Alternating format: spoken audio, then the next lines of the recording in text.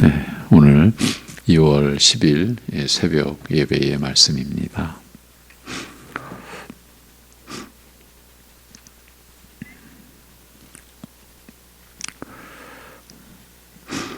영원하신 그 인자하심으로 전혀 그 은혜에 합당치 않은 우리를 긍휼히 여겨주시고 죄사함의 은혜를 베푸사 하나님의 구원을 입고 그 은총으로 살게 하신 우리 아버지 하나님, 하나님께 모든 것을 맡기고 의지하는 믿음으로 사는 기쁨과 감사와 만족함과 심령의 평강을 오늘도 온 땅에 흩어져 그러나 한 하나님의 나라를 소망하며 살아가는 모든 주의 백성들이 그 은혜를 누리며 그 감사함으로 오늘도 살아갈 때에 우리가 우리의 뜻을 찾고 구하는 인생이 아니라 하나님의 나라를 구하고 하나님의 뜻을 늘 찾고 섬기며 사는 것임을 잊지 않도록 우리의 심령을 붙들어 주시고 주장하여 주옵시고 다스려 주옵시고 인도하여 주옵소서.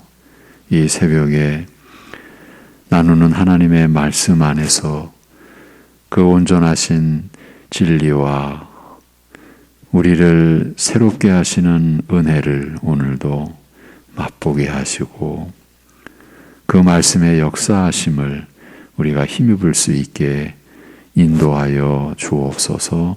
예수님의 이름으로 기도합니다. 아멘. 데살로니가 전서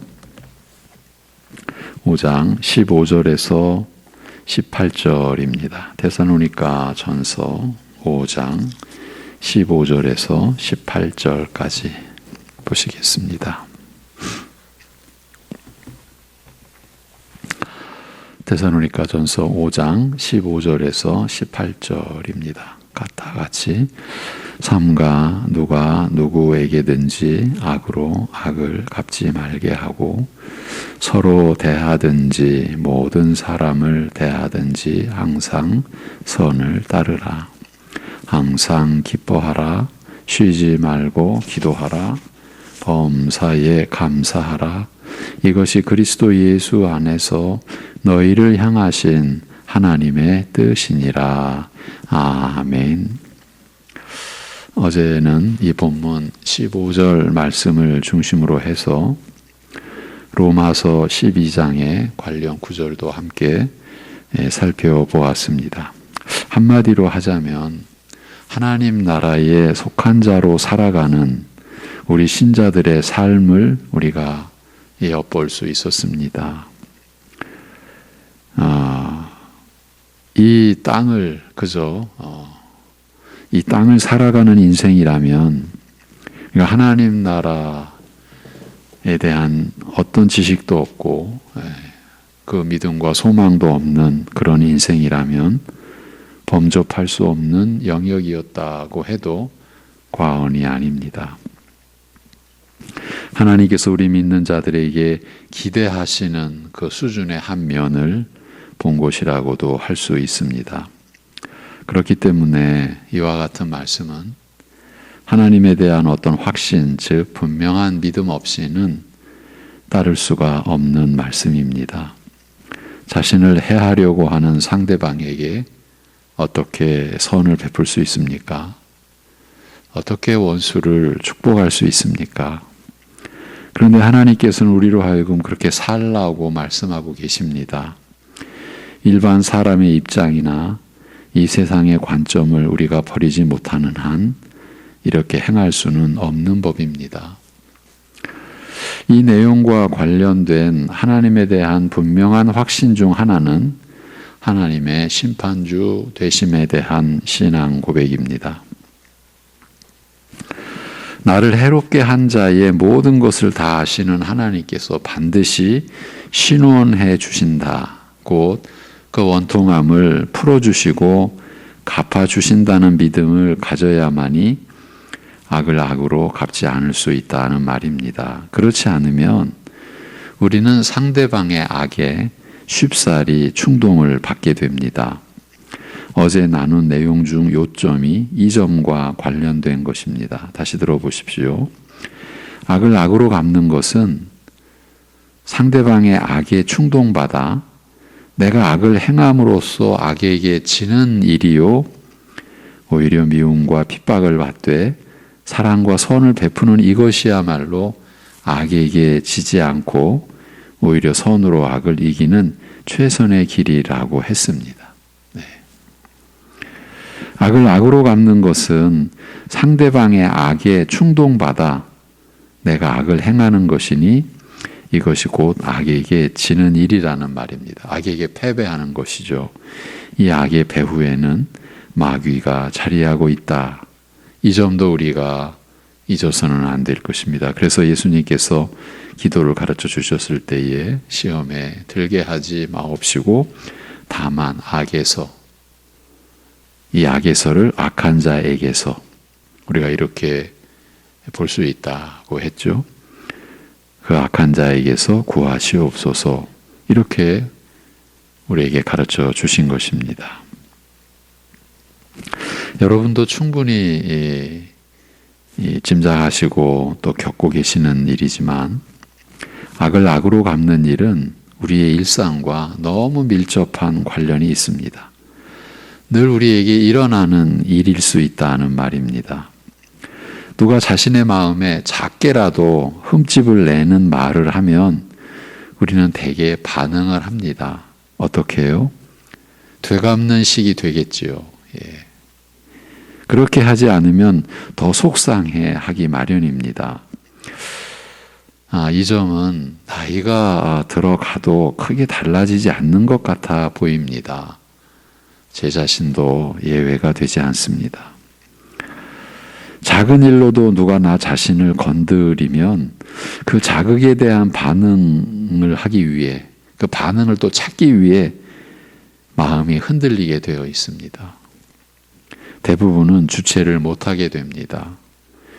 이런 경우도 우리는 나 자신이 침해를 받은 것만 많이들 기억하지 내 자신이 누군가 상대방에게 충동질한 일들은 제대로 기억하지를 못합니다. 기억을 안 하죠.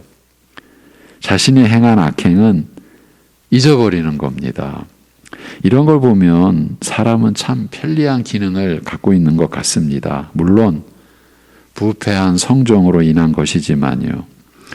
자신에게 유리한 것은 잘 기억하고 자신에게 불리한 것은 곧잘 잊어버리는 거죠. 그러니까 자신이 누군가에게 해를 입은 기억만 잘 간직을 하는 겁니다. 이런 점이 우리를 불행하게 만드는 게 사실이죠. 이 점과 관련하여 조심스럽게 짚고 갈 사안도 있습니다. 요즘은 소위 트라우마라고 해서 많이들 거론하는데 자신이 누군가에게 받은 상처를 안고 깊은 어둠 속에 갇히듯이 살고 있는 이들이 있습니다. 예. 교인들이라고 해서 이런 어려움과 위험에서 자동적으로 제외되지 않습니다. 이제 제가 거주하고 있는 그곳에 이웃이죠. 근데 이웃이라고 하지만 아무것도 모르는 거죠. 예. 그 아파트 안에서. 그런데 제가 이제 아침 저녁으로 산책을 하면서 가끔 이렇게 보게 되는 이웃입니다. 그런데 한 1년간 보는데 점점 제 마음이 참 너무 불쌍하게 보이는 거예요. 깊은 어두움이 이제 그분은 담배 피러 나온 거예요. 담배 피러 나오는데 그 깊은 어두움이 보이는 것 같아요. 너무 불쌍한 거죠. 야,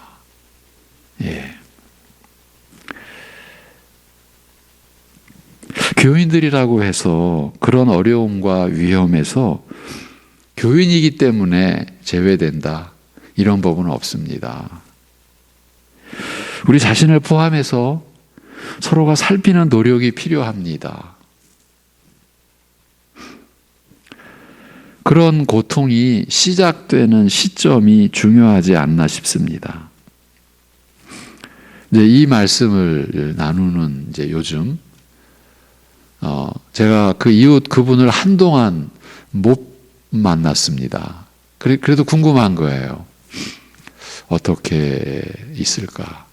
그러는데 바로 어제 또 오랜만에 다른 장소에서 그 이웃을 보는데 역시 한결같이 이제 걸어가고 있는 거를 봤는데 너무 얼굴은 제가 처음 볼 때에 의아하게 여겼을 그 어떤 어두움, 결코 간단치 않을 어떤 어두움이 또 보이는 거죠. 아, 여전히 헤어나오지를 못하고 있구나.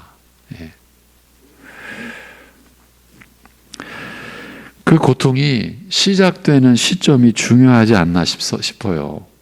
그 이웃의 경우에는 꽤 시간이 흐른 것 같습니다. 그런 모습이 어떤 조짐으로든지 나타나는 경우라면 간과해서는 안 될 것입니다. 어떻게든 관심을 보이고 그런 상태가 지속되는지를 주의 깊게 살펴보아야 한다고 생각됩니다. 제가 무슨 얘기를 하고 있는지 이미 구체적으로 직감하신 분들도 계실 것입니다. 죄송하게 여겨지는 점이기도 한데 이런 경우 구체적으로는 말씀드릴 수가 없습니다. 근데 뭔가 직감하고 느끼시는 분들이 분명히 계실 것입니다. 분명한 것은 이전보다 지금 이 시대가 더욱 그런 위험들을 안고 살아가고 있다고 보여집니다. 한 2년 전쯤 되는 것 같은데 일간지 그 일면에 이런 그 타이틀이 지금 한국 사회의 50대 남자들 이렇게 돼 있었어요. 근데 신문에 나온 거니까 소개를 할 수 있어요. 50대 남자들 상당수가 자기도 모르는 우울증에 갇혀 있는 그런 표제가 나온 거예요. 저도 굉장히 충격이라고 할까요? 50대의 한국 이 사회 남자들이 자신도 모르는 자기가 우울증에 지금 시달리고 있는데 갇혀 있는데 그 상태를 모르는 그런 우리의 현실이다. 상당수다. 꽤 많다. 그런데 웬일인지 이제 그 내용은 보지를 않았어요. 근데 50대 남자들을 지목을 했더라고요.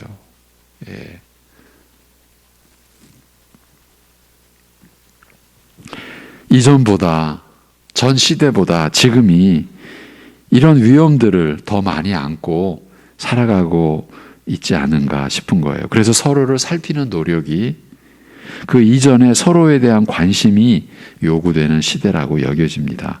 가정 안에서는 더더욱 말할 필요가 없고요. 교회 안에서도 크게 다르지 않다고 여겨집니다. 특히 교회는 영적인 측면에서 더 깊은 관련성이 있을 수도 있고 해서 가정이나 다른 곳에서는 나타나지 않는 현상이 교회 안에서는 드러날 수도 있다는 점도 잊지 않아야 하겠습니다. 그런 위험성이 나 자신부터 해서 있는 거예요. 더 많이 나타날 수 있는 그런 현실이라는 거예요. 이런 면에서도 우리가 서로가 서로를 세우는 이런 말씀의 관점이 우리에게 굉장히 중요하다라고 여겨지는 거예요.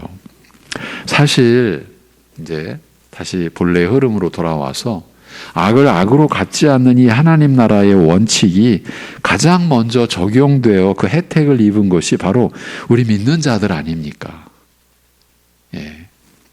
우리가 받은 구원의 은혜가 이로 인한 것이에요. 그 바탕은 이 원칙이에요. 하나님께서 우리의 죄악과 허물을, 구체적으로 하나님께 원수짓을 한 우리의 총체적인 악행을 그 행한 악대로 처리하셨다면, 악을 악으로 갚으시는 하나님이 아니시니까 우리의 죄악 그대로 우리를 판결하셨다면 지금 우리가 어떻게 이렇게 될 수 있었겠습니까? 우리에게 주 예수 그리스도를 영접하고 믿고 의지하는 일이 어떻게 일어날 수 있었겠습니까? 우리의 죄를 고백하고 회개하며 죄사함의 은혜를 입는 일이 어찌 있을 수 있었겠습니까? 그리하여 악을 악으로 갚지 않는 것은 하나님이 심판주이심을 고백하는 의롭고 거룩한 행위, 하나님의 하나님 되심을 고백하는 그런 아주 거룩한 의로운 행위인 것이기도 하고, 또한 우리가 받은 은혜의 본질을 깨달은 그 증거이기도 한 거죠. 내가 어떤 은혜를 입었는지 그거를 제대로 알고 있는 하나 표시일 수도 있다는 거죠. 우리가 받은 하나님의 은혜를 잊지 않고 있다는 표시가 된다라는 뜻이에요. 전혀 은혜에 합당치 않은, 구원과 아무 상관없는, 아니 구원을 받을 수 없는 그런 우리가, 그런 내가 오직 하나님의 인자하심으로, 하나님의 그 선하심으로 내가 그 구원의 은혜를 입고 하나님 나라를 상속받게 됐다. 이 전적인 하나님의 은혜라는 것을 잊지 않고 있다는 표시가 악을 악으로 갚지 않는 행위라는 거죠. 그러니 누군가 나에게 해를 끼쳤을 때 그 악을 악으로 갚지 않고 선으로 대할 때 이는 하나님의 기쁨이 되는 것이죠. 우리의 그 미약한 선으로 인해 하나님께서 영광을 받으시는 일이 된다. 우리가 이렇게도 우리 나름대로 여길 수 있는 거죠. 우리가 하나님의 하나님 되심을 높이고 있는 거니까요. 하나님이 우리 아버지 하나님 되심을 우리가 고백하는 것이니까요.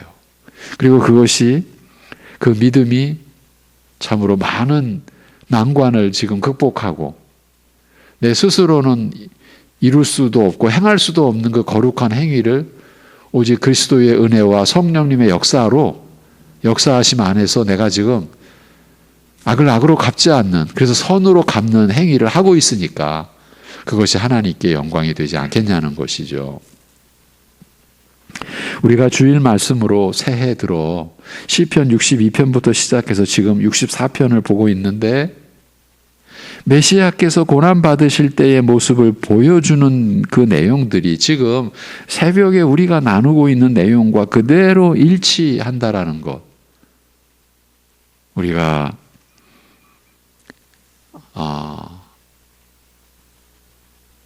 주일 받은 말씀을 우리가 돌아보면 놀랍지 않습니까? 우리가 지금 새벽에 나누는 말씀과 그대로 일치하는 내용이에요. 어디나 하나님의 말씀은 하나이죠. 똑같은 거죠.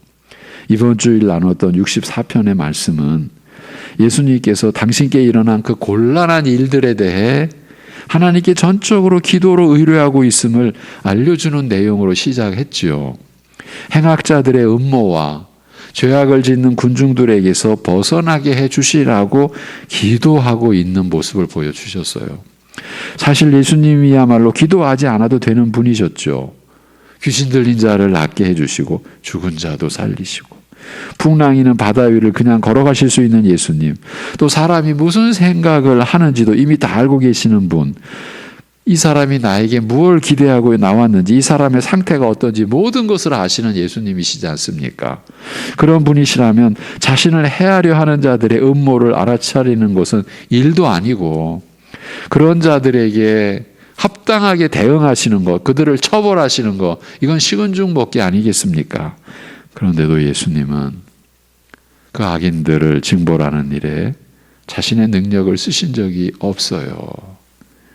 그 능력은 훗날 재림하실 때만 쓰실 것입니다. 주님께서 이 땅에 계실 때는 저 악인들에 대해 오직 하나님께 기도만 하셨어요. 하나님께만 일임하셨어요. 얼마든지 직접 처리하실 수 있는 모든 일 아니었겠습니까? 그런데 그리 하지 않으셨어요. 오직 하나님께만 의뢰하셨어요. 하나님께만 호소하셨어요. 기도로 의뢰하셨어요. 아버지 하나님께. 이는 철저히 우리와 같이 연약한 자로 살기로 하셨기 때문이라고 우리가 이 부분을 나눴어요. 힘없는 우리 믿는 자들의 입장에 서 계셨기 때문이라고요. 그래서 우리의 모든 일을 체휼하시려고요. 그래서 우리를 위로하시고 우리를 동정해 주시고 우리의 모든 것을 함께 해주시고 죄 없으신 분이 오직 죄로 가득한 우리와 함께 하셔서 그래서 우리의 대제사장으로서 그래서 우리로 하여금 마땅히 긍휼하심을 입고 때를 따라 도우시는 은혜를 베풀어 주시기 위하여 그렇게 하셨다는 거죠. 그래서 원수들을 파하는 신적 능력을 충만히 완전히 갖고 있으셨음에도 불구하고 이 땅에 계실 때는 그 능력을 사용하시지 않고 오직 우리 신자들의 본이 되는 일만 하셨다는 이 점을 우리가 확인했지 않았습니까? 우리의 믿음의 본보기를 그것만을 하셨어요. 혹독한 고난을 당하실 때도 예수님은 자기 백성들의 연약함을 기억하시며 우리 믿는 자들이 본받아야 할 그 믿음의 모습을 친히 시행해 보이셨던 거죠. 생명을 포함한 모든 것을 하나님께 의뢰하신 것이에요. 이것을 보여주신 것이에요. 이는 눈앞에 자기가 감당하지 못할 음모를 꾸미는 무서운 무리를 만났을 때에 우리 믿는 자들도 그렇게 하나님께 도와달라고 호소할 수 있다는 것. 그 모습을 예수 그리스도께서 우리에게 보여주신 것이죠. 원수들에게 둘러싸여 있을 때에 예수님뿐만 아니라 다윗도 사람의 도움을 기대하지 않았습니다. 그에게도 하나님이 계셨습니다. 하나님만 찾았고 하나님께 모든 것을 의뢰했습니다. 자기 손으로 원수를 갚겠다고 나서지도 않았습니다. 하나님께 맡긴 것으로 충분하다고 여겼습니다. 그러한 상태로 이제 1000년 뒤에 오실 메시아를 예표한 거죠. 다윗도 우리가 지금 악을 선으로 갚는 이 신자된 삶의 이 교본, 모본이 이렇게 우리에게 제시된 거예요. 시편 말씀에서, 구약 말씀에서, 그리고 신약에서 그 말씀대로, 그 성경대로 예수님께서는 우리를 구원하시는 그 길을 가신 것이에요. 이 자체가 은혜의 본질이죠. 우리가 악을 악으로 갚지 않는 이 세상을 초월한, 우리가 분명히 이 땅에 두 발을 딛고 있으면서도 이 세상의 원리나 작용이 아니라, 방식이 아니라 하나님 나라의 방식으로 우리가 살아가는 그 은혜의 본질은 이미 이렇게 구약에서부터 하나님 나라의 원칙이 되어 우리에게 주어졌고, 다윗도 예수님도 그 원칙을 이루시고 시행하신 믿음의 본보기로 우리 앞에 계신 것이죠. 우리는 주님을 그래서 따라가는 것 아니겠습니까? 지금 다시 보신 바대로 우리가 지금 새벽에 나누고 있는 말씀과 그 내용이 똑같지 않습니까? 주일 말씀이요. 그러니까 다윗이 그리고 예수님께서 우리의 믿음의 본보기가 되시는 것입니다. 이대로 우리가 따라가야 하는 것입니다. 그래서 바울 사도는 데살로니가전서 5장 9절 10절에서 하나님이 우리를 세우심은 노하심에 이르게 하심이 아니요 오직 우리 주 예수 그리스도로 말미암아 구원을 받게 하심이라. 이 구원의 내용이 뭡니까?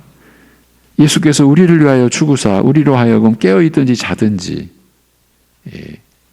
자기와 함께 살게 하려 하셨느니라. 이 깨어있든지 자든지는요, 이 육신의 생애를 살든지 이 육신의 생애 이후에 올 영원한 그 세대, 영원한 시대, 하나님 새하늘과 새 땅으로 이루어지는 그 하나님 나라 다 포괄한 거죠. 그러니까 깨어있든지 자든지 자기와 함께 살게 하려 하셨느니라고 진술한 것이에요. 우리는 예수께서 우리를 위하여 죽으사 우리로 하여금 깨어있든지 자든지 자기와 함께 살게 하려 하셨느니라고 하신 말씀을 잊어서는 안 될 것입니다. 악으로 악을 갚지 않는 의롭고 거룩한 삶을 살아가기 위해서도요, 우리가 그리스도와 함께 살아가는 거예요. 매일을, 순간순간을 우리가 이제 새롭게 지닌 이 새 생명, 이 새 생명의 본질은, 원리는 그리스도와 함께 죄에 대하여 우리가 죽고 십자가에 못 박혀 죽고, 그리고 이제 사흘 만에 부활하신 예수 그리스도와 연합하여, 그래서 우리가 이제 새 생명, 거듭난 새 생명, 곧 하나님을 향하여 살게 된 이 새 생명을 지니게 되지 않았습니까? 이 새 생명의 본질이 그리스도와 하나됨으로 우리에게 주어진 것이에요. 이것이 세례의 의미요 본질이고요. 이러한 내용에 이어서 항상 기뻐하라, 쉬지 말고 기도하라, 범사에 감사하라. 이것이 그리스도의 예수 안에서 너희를 향하신 하나님의 뜻이니라고 하는 이 말씀이 이어지는 것도 의미심장한 거예요. 우리는 이 데살로니가전서 5장 16, 17, 28절을 주로 기억들을 많이 하고 계시죠. 그런데 이 앞의 내용들에 대해서는 사실은 이렇게 데살로니가전서를 볼 때에야만이 좀 인식이 되고 우리 눈에 들어오는 거지, 지금 우리의 의식 속에는 거의 없다고 보는 게 맞지 않습니까? 항상 기뻐하라, 쉬지 않고 기도하라, 범사에 감사하라는 구절은 많이들 알고 계시는데 그 앞의 내용에 대해서는 우리가 사실 잘 몰랐죠. 자, 그런데 그러한 그 말씀의 흐름 속에 이 말씀이 주어진 거예요.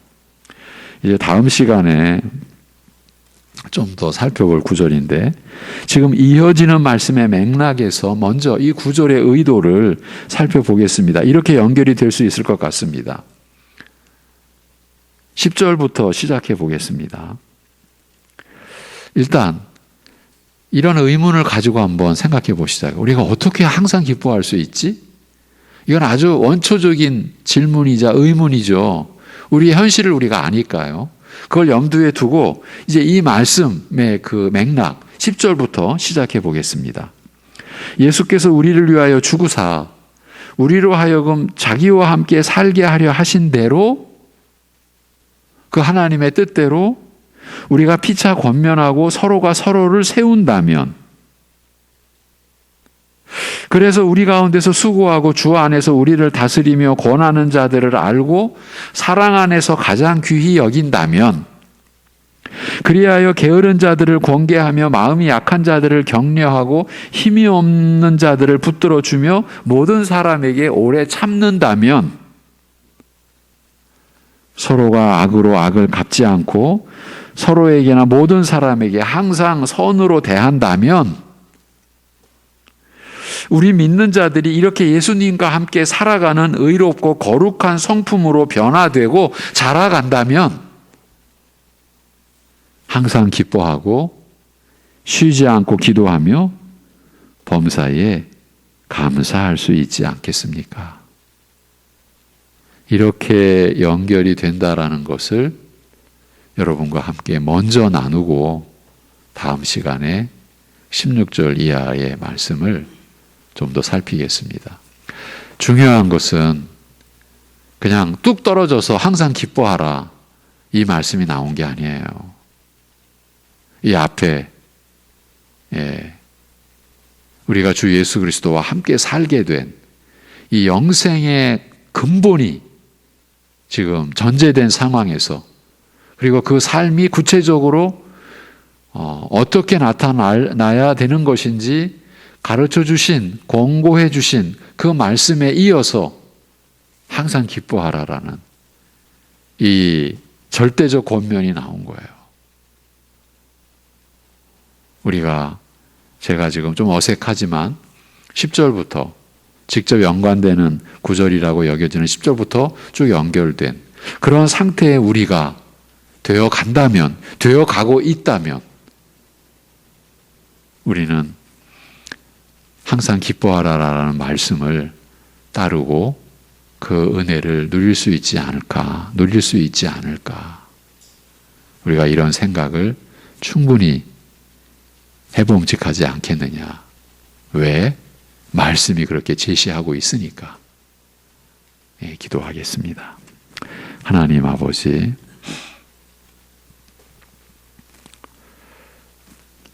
참으로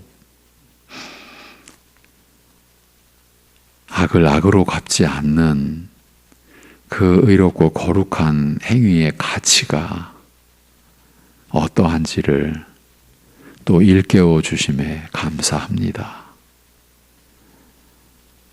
단순히 우리가 할 수 없는 내용이라고, 그렇게 어떻게 살겠느냐고, 그렇게 치부해 버릴 수 없는 하나님께서 우리에게 주신 사랑의 권면, 그야말로 생명의 축복이 담긴 그 은혜의 명령의 말씀에 담긴 하나님의 거룩한 뜻과 우리가 그 말씀의 순종함으로 인하여 우리가 겪게 되고 또 경험하게 되고 참여하게 되는 하나님 나라의 그 복됨과 그 영광됨을 다시금 일깨워 주심에 감사드립니다. 하나님 아버지, 우리가 하나님에 의하여 어떤 은혜를 받고 어떤 사랑을 입고 우리가 하나님께 어떻게 여김을 받고 있는지를 말씀 안에서 늘 깨닫도록 하여 주옵시고, 그리하여 이제 우리 신자된 우리가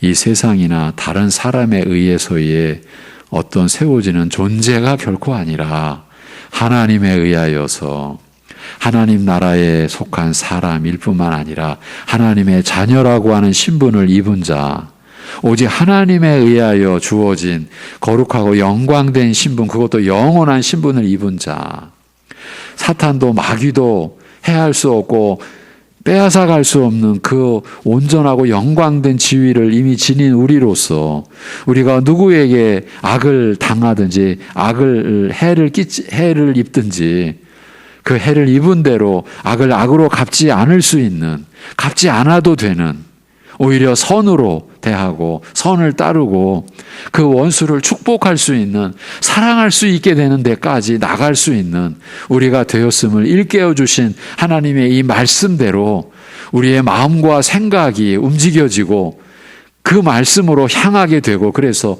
그러한 이 성품으로 하나님의 거룩하심을 닮아가는 성품으로 거듭난 새 본성의 사람으로 우리가 자라나고 변화되어 그러한 모습으로 우리가 이 땅을 살아갈 때에 우리 안에 임하신 생명의 빛 되신 주님께서 우리를 통해 나타남으로 인하여 우리가 이 세상의 빛으로 소금으로 작용하는 그러한 인생 되게 주여 우리를 붙드시고 인도하여 주옵소서.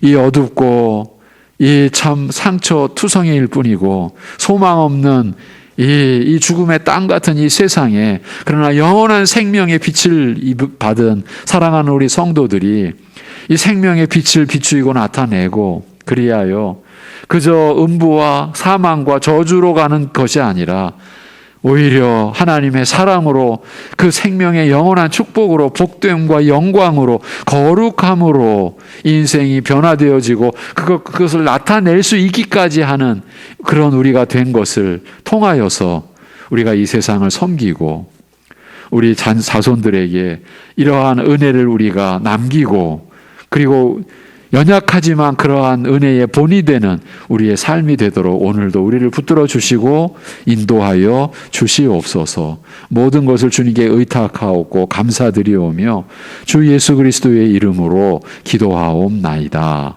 아멘.